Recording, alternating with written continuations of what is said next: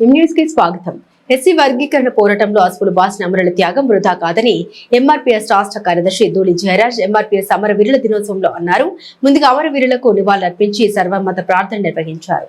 Mandapeta Krishna talkies ఎదురుగా ఉన్న MRPS స్థూపం వద్ద ధూళి జయరాజు ఆధ్వర్యంలో ఎంఆర్పీఎస్ అమరవీరుల కార్యక్రమం నిర్వహించారు. ముఖ్య అతిథులుగా Madiga corporation director Mandapalli Chandrasekhar, doctor Dulapalli Subbarao, retired DIEO Penubaka Shalim Raju, retired ఉపాధ్యాయులు పలివెల లోవరాజు తదితరులు పాల్గొన్నారు. ముందుగా అమరవీరుల చిత్రపటాలకు పూలమాలలు వేసి కొవ్వొత్తులు వెలిగించి నివాళులర్పించారు.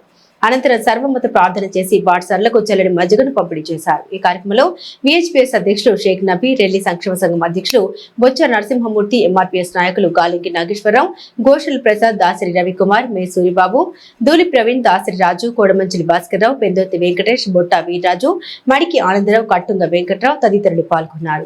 షెడ్యూల్ కులాల్లో అసమానతలు ఉన్నాయని, సామాజిక న్యాయం జరగాలి అని అంటే ఎస్సీ వర్గీకరణ జరగాల్సిందే అని చెప్పి ఆ అసమానతను రూపుమాపడానికి మాదిగ రిజర్వేషన్ పోరాట సమితిని ఏర్పాటు చేసిన పద్మశ్రీ అవార్డు గ్రహీత నవయుగ అంబేద్కర్ మాన్యశ్రీ మందకృష్ణ మాదిగ గారు 30 సంవత్సరాల సుదీర్ఘ పోరాటం ఎక్కడ అంతరాయం లేకుండా, నిర్వీర్యం లేకుండా నడపడం అని అంటే ఆ ఉద్యమంలో ఎలాంటి కార్యకర్తలు ఉన్నారో మనకు స్పష్టంగా అర్థమవుతుంది. ఏ ఉద్యమంలో లేనటువంటి కార్యకర్తలు ఈ ఉద్యమంలో ఉన్నారు అనడానికే ఎంత త్యాగానికి సిద్ధపడిన చరిత్ర ఉన్నదని అంటే ప్రాణాలని కూడా లెక్క చేయకుండా వేడి నీళ్ళు పోసుకోవడానికే కాలిపోతుందని భయపడే ఈ రోజుల్లో పెట్రోల్ పోసుకుని దాదాపు 90% కాలిపోతూ అన్నా కృష్ణన్న మేము చనిపోతున్నామన్న బాధ లేదు, కానీ జాతికి వర్గీకరణ సాధించి పెట్టేంత వరకు వర్గీకరణ ఉద్యమాన్ని ఆపద్దని చెప్పిన చరిత్ర మా మాదిగ అమరవీరులకు ఉందని చెప్పి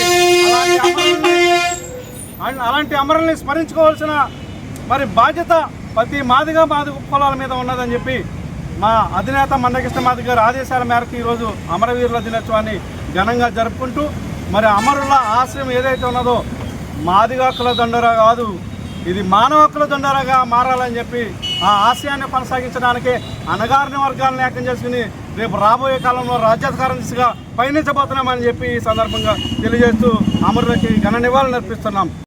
అసాధ్యమని యావత్ దేశమంతా విమర్శించిన దానికి సుసాధ్యం చేసిన మహానుభావుడు, వర్గీకరణ చేసి సాధించిన మహానుభావుడు మంద కృష్ణమాది గారు.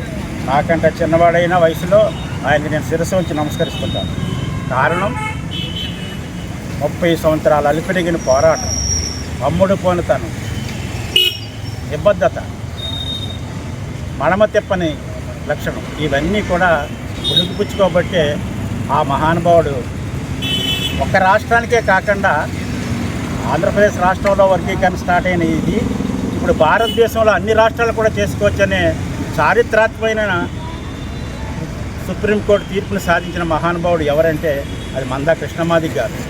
ఈ వర్గీకరణ సాధకునికి మెయిన్గా ఆ రోజు ఆగస్టు 1వ తారీఖుని ఆయన జడ్జిమెంట్ రాగానే ఈ మొట్టమొదటిగానే ఈ వర్గీకరణ కోసం అసువులు బాసిన అమరవీరులకు నేను ఈ విజయాన్ని అంకితం చేస్తున్నానని చెప్పింది మహానుభావుడైన. అదేవిధంగా ఈరోజు మార్చి 1వ తారీఖు గతంలో జరిగిన బిడ్డలో ప్రాణాలు అర్పించినారు. నిజంగా అది చాలా బాధాకరమైన విషయం. ఆ విషయాన్ని తలుచుకుంటే ఎవరికైనా సరే అది భావోద్వేగానికి లోనే పరిస్థితి. అలాంటి పరిస్థితులు వారు చేసిన త్యాగాల ఫలితమే ఈరోజు వర్గీకరణ సాధించుకునే దిశగా మనం ప్రయాణం చేస్తున్నామంటే అది నిజంగా వారికి ఘనమైన నివాళి అర్పించడము మన ధర్మంగా ఇవాళ భావించి అన్నగారి ఆశయానికి అనుగుణంగా ఈరోజు మనందరూ కలిసి అమరులైన వారి అందరికీ కూడా మనం ఘనమైన నివాళులు అర్పించే కార్యక్రమం చేపట్టినందుకు చాలా సంతోషంగా ఉంది.